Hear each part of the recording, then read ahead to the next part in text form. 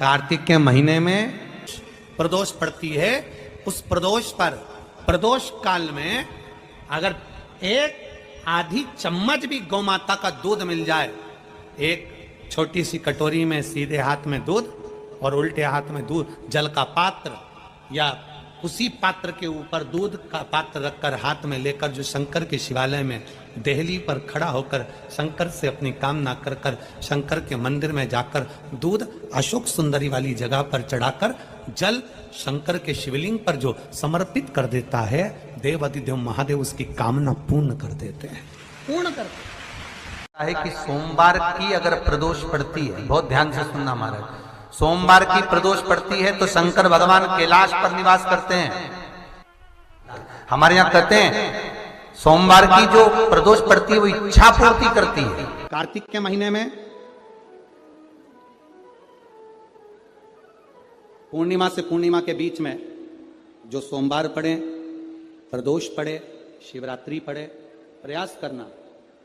अगर बहुत कष्ट की जिंदगी चल रही हो तो शिवरात्रि, प्रदोष और जितने सोमवार पड़ रहे हो कार्तिक में 4-5 जो सोमवार पड़े, उसमें एक बेलपत्र अशोक सुंदरी वाली जगह पर और शमी पत्र देवाधिदेव महादेव के ऊपर, ये 2 जगह पर अवश्य चढ़ा।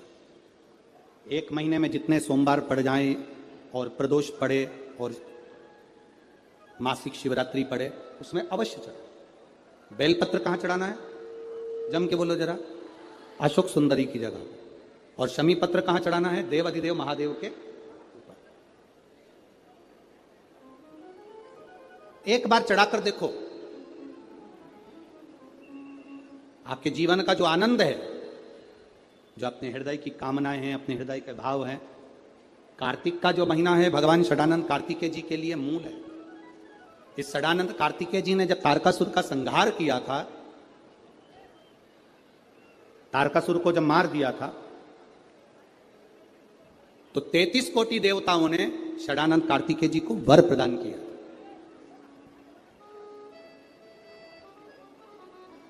कार्तिकेय जी को वर प्राप्त हुआ।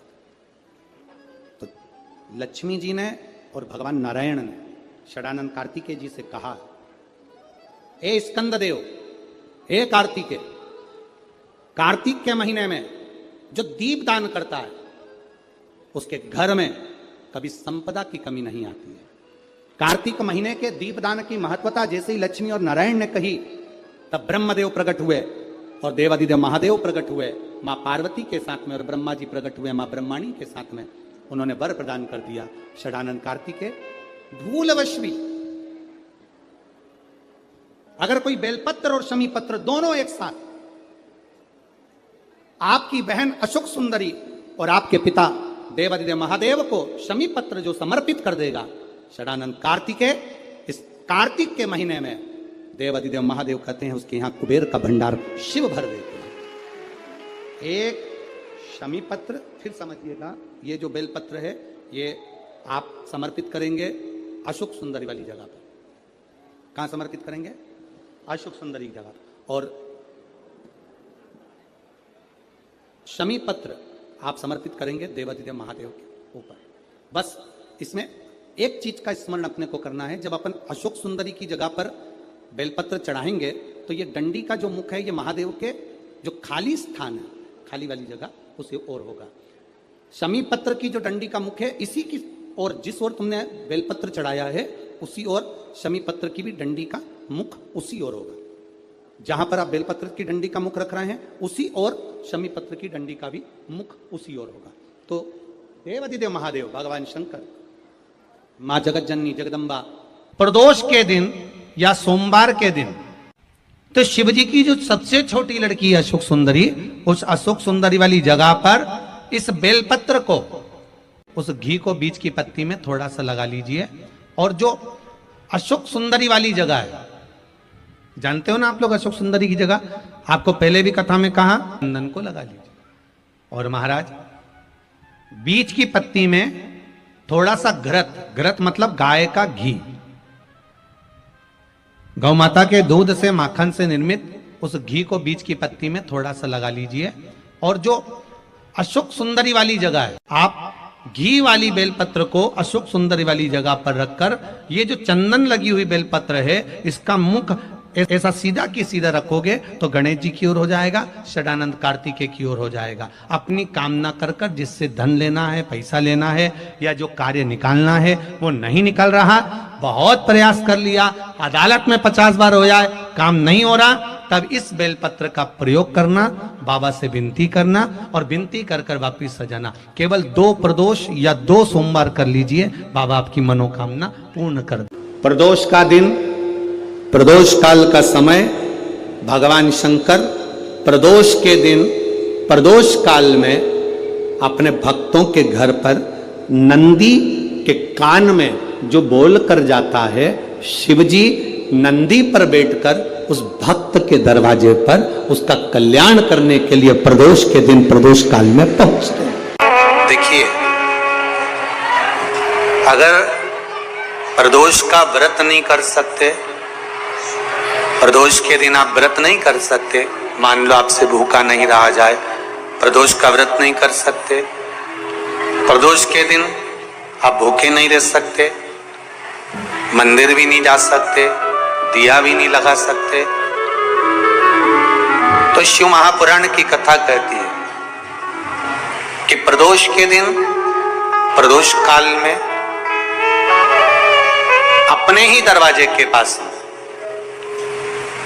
देवाधिदेव महादेव का स्मरण कर कर लक्ष्मी की वृद्धि के लिए,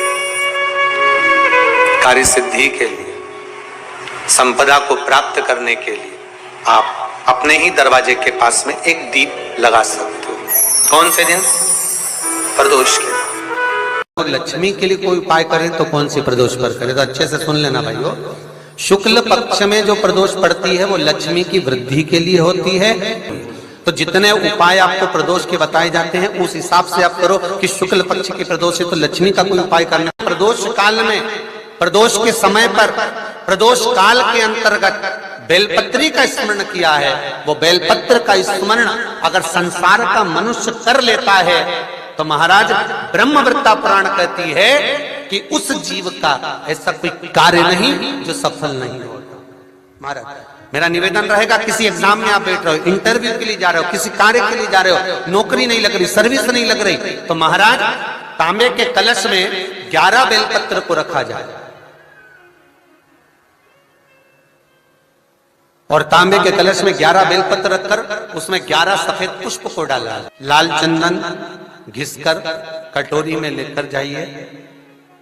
प्रदोष के दिन, शुक्ल पक्ष का जो प्रदोष पड़ जाए उसके दिन शंकर के शिवलिंग पर लाल चंदन लपेटने से पहले शंकर की जो जलाधारी करती है, शंकर भगवान का संपूर्ण परिवार जलाधारी में विराजमान है। शिव महापुराण कहती है, माता उमा का चरित्र कहता है, कोई एग्जाम में बैठ रहे हो, कोई कंपटीशन एग्जाम में बैठ रहे हो और चाहते हो कि मेरी नौकरी इसमें लगना ही चाहिए, तो लाल चंदन का लेपन आपको इस पूरी जलाधारी पर करना है।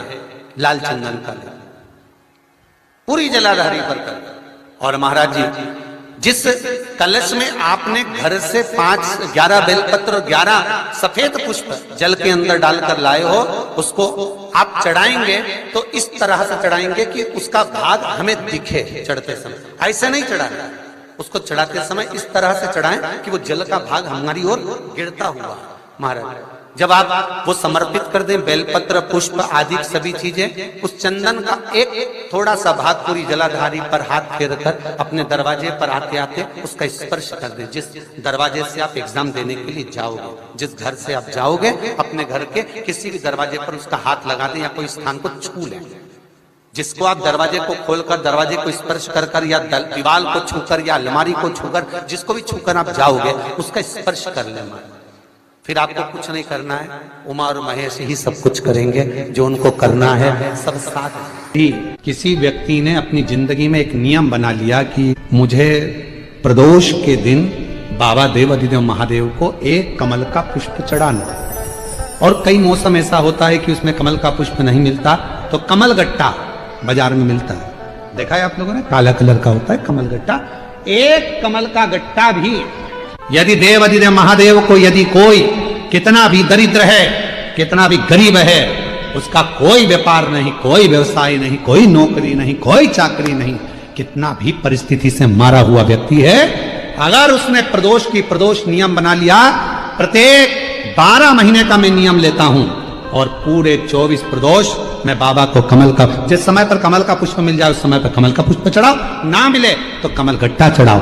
पर जिसने प्रदोष का नियम बना लिया, 1 साल पूरा नहीं होगा और मेरा बाबा उसका हाथ पकड़कर उसको मंजिल तक पहुंचाना पड़ा है। कि सोमवार की अगर प्रदोष पड़ती है, बहुत ध्यान से सुनना महाराज, सोमवार की प्रदोष पड़ती है तो शंकर भगवान कैलाश पर निवास करते हैं। हमारे यहाँ कहते हैं सोमवार की जो प्रदोष पड़ती है वो इच्छा पूर्ति करती है। प्रदोष सोमवार एक ही दिन पड़ रहा है, के बन सके जीवन में 11 प्रदोष या 26 प्रदोष करने के बाद आप उसका उद्यापन कर विराम भी दे सकते। पर जीवन में एक बार प्रदोष का व्रत मौका मिले, जिस कामना से जिस दिन का भाव आपके मन में आए कि मुझे रोग से मुक्ति पाना है तो ये प्रदोष मुझे करना है, मैं रोग मुक्ति के लिए, हम मंगल जो भी आपके मन में आ रहा है, संतान प्राप्ति के लिए शनिचरी प्रदोष, आप उसका स्मरण करें। फिर लिखा शिव महापुराण में, बड़ा सुंदर लिखा वेदव्यास जी ने, मान लो आप प्रदोष का व्रत नहीं कर सकते, आप अगर व्रत नहीं कर सकते तो प्रदोष के दिन, प्रदोष काल में शाम का समय सूर्यास्त का कुछ पल, कुछ घड़ी के पहले से लेकर बाद तक का प्रदोष काल के अंतर्गत आप शंकर जी के मंदिर में जाकर 1 लोटा पानी, 5 बेलपत्र भी अगर समर्पित करते हैं तो संपूर्ण प्रदोष का फल आपके भाग्य में प्रबल हो जाए। शिव महापुराण में इसका 26 प्रदोष में से कोई भी प्रदोष का दिन हो और प्रदोष काल में आप अपने घर से जल और एक हाथ में घी का भरा हुआ दीप लेकर जिस दिन शंकर के मंदिर में जाते हो, शंकर को जल चढ़ाकर हाथ का स्पर्श जलाधारी पर कर शिव मंदिर में दीप प्रज्वलित कर देते हो, 26 प्रदोष का पुण्य फल उसी क्षण प्राप्त हो। प्रयास करना, जब जब जिस महीने में जो प्रदोष पड़ा करे, जब प्रदोष पड़े, बन सके 1 बेलपत्र, बन सके 5 बेलपत्र, शमी पत्र, हरे मुंह, हरा मुंह, बेलपत्र, एक कलश के अंदर थोड़ा सा पानी लेकर 1 बेलपत्र, हरा मूंग, शमी पत्र डालकर और उसमें थोड़ा सा गुड़ डालकर भगवान शिव का स्मरण कर प्रदोष काल में, मान लो कोई काम आपका बहुत जरूरी है, बहुत दिनों से आप थक गए हैं, नहीं हो रहा, कर्जा बढ़ रहा है, धन नहीं आ रहा, व्यापार नहीं चढ़ रहा, या कोई समस्या बहुत प्रबल है, कोई एग्जाम में बैठ रहे हो नहीं हो रहा, परीक्षा भी दे दी है, रिजल्ट आने ही वाला है, तो भी प्रदोष काल में, प्रदोष के समय वो जल, मूंग, समीपत्र और बेलपत्र और गुड़ का शंकर के शिवलिंग को समर्पित करना प्रारंभ कर दो। 2 या 3 प्रदोष करोगे, बाबा आपकी मनोकामना शीघ्र पूर्ण कर देगा। 2 या 3 करो, बाबा करेगा। दुखों से पीछा छूट ही नहीं रहा, तब उस जगह पर बेलपत्री के मध्य भाग में, जो बीच में डंडी का जो भाग है, बड़ी पत्ती और ये 2 छोटी पत्ती के मध्य में जो डंडी का भाग है, उस डंडी के भाग में पीला चंदन और एक अक्षत पीला शंकर भगवान को किसी भी प्रदोष के दिन आप अगर प्रदोष काल में समर्पित कर रहे हैं तो ये निश्चित है कि धीरे धीरे कर वो दुख समाप्त होगा।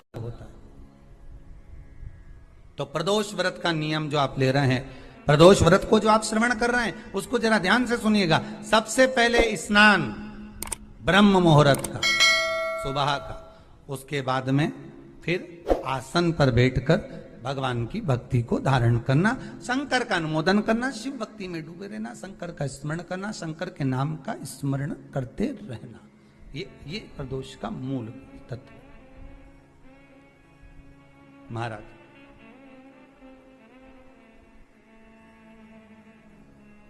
प्रदोष व्रत करने वाले को भोजन नहीं करना चाहिए, ध्यान दीजिएगा। फलाहार करो, उसमें भी नमक का सेवन मत करो। प्रदोष व्रत में नमक का सेवन वर्जित होता है। कारण क्या कारण होता है?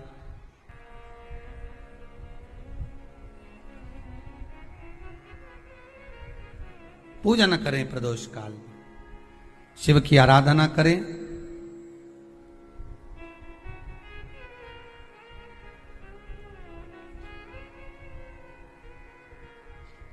आगे वर्णन आया। प्रदोष व्रत करने वाले को प्रदोष के दिन प्रयास करना चाहिए कि रात्रि के समय पर आधा घंटा, 10 मिनट, 20 मिनट जागरण करे। जागरण मतलब थोड़ा भगवान का भजन कर ले। भले 4-5 माताएं इकट्ठी नहीं हो तो अपन अकेले ही कर लो। अपन अकेले कम है क्या भाई? अपन कम पड़े। आराधना अकेले भी करो, जागरण करो।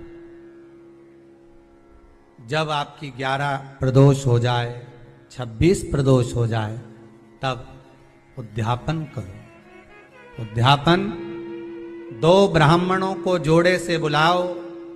ब्राह्मणों को जोड़े से बुलाकर उनके चरणों की पूजन कर कर, आराधना कर कर, सुंदर मंडप तैयार कर कर भगवान का, उसमें सुंदर रंगोली डालकर, मंडल बनवाकर पूजन करो शंकर भगवान की प्रदोष का। एक दिन पहले गणेश की आराधना करो, पूजन करो, और प्रदोष वाले दिन जो मंडल बनाए हैं पूजन अर्चना करने के लिए, जो स्थान दिया है, उसकी आराधना करो। खीर की आहुतियां दीजिए 108 बार। जो ब्राह्मण आए उनके माध्यम से मंत्रों द्वारा पूजन कराकर खीर की आहुतियां दीजिए शिव नाम महाराज।